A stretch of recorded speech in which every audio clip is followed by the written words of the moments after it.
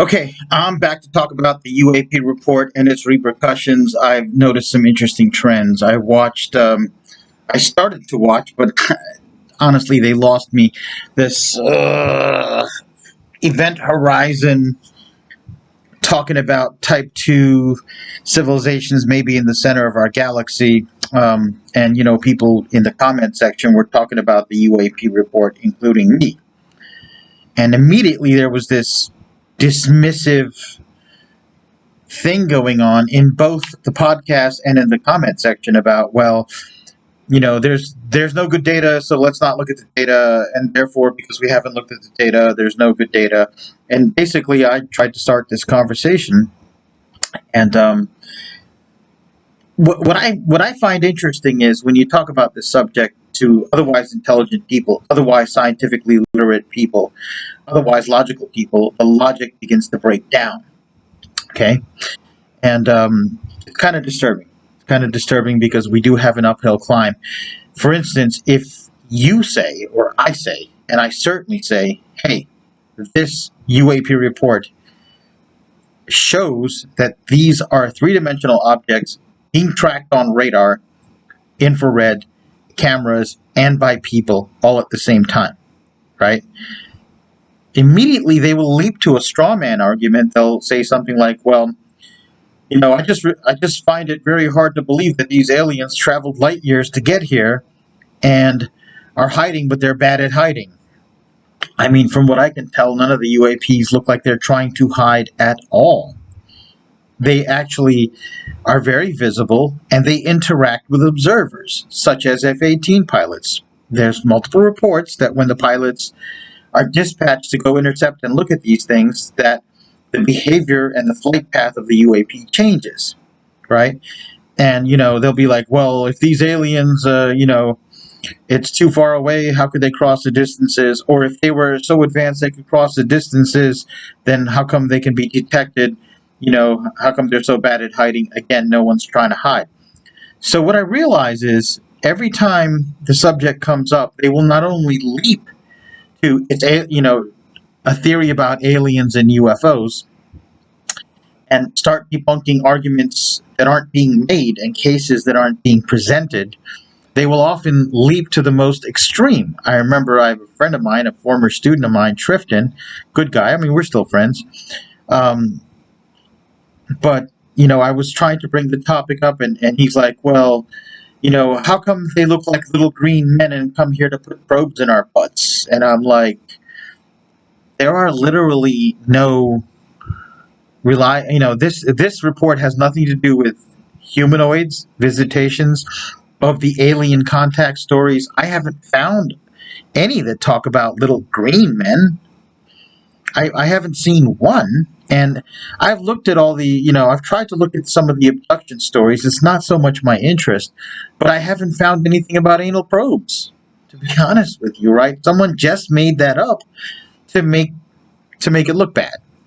Now, you can argue it's CIA disinformation. I just think it's the tendency of, really smug people that believe something to try and discredit what they don't believe because they hate being told to look at it, right?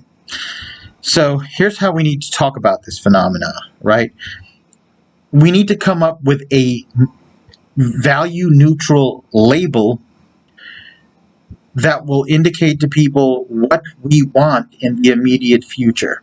Okay, and what we want is people to call this the techno signature hypothesis. Okay, based on the data, based on the telemetry, based on the reports, based on years of not just testimony but data.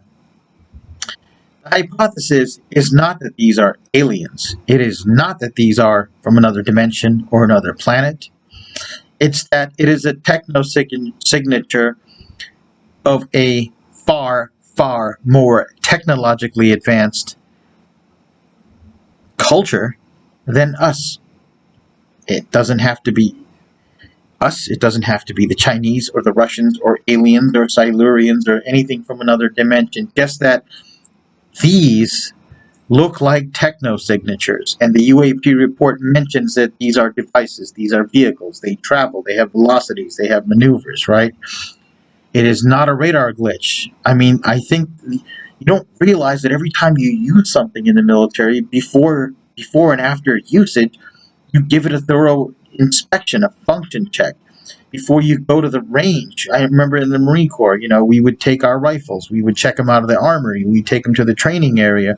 But before we did that, we did a function check. We put the bolt in and, ran through the motions of with an empty chamber of engaging the trigger mechanisms, dry firing, things like that. We got to the range again. We checked to make sure that there's no rounds, no magazines in. We loaded our magazines. We treated our equipment with the utmost respect, right? And I'm pretty sure that fighter pilots and radar technicians have an even greater, more stringent process to inspect their equipment and do things like after action reviews, right? It is not like working at most civilian jobs where once in a while you check something, once in a while you check your equipment, usually after it breaks down, right? So we need to just basically say,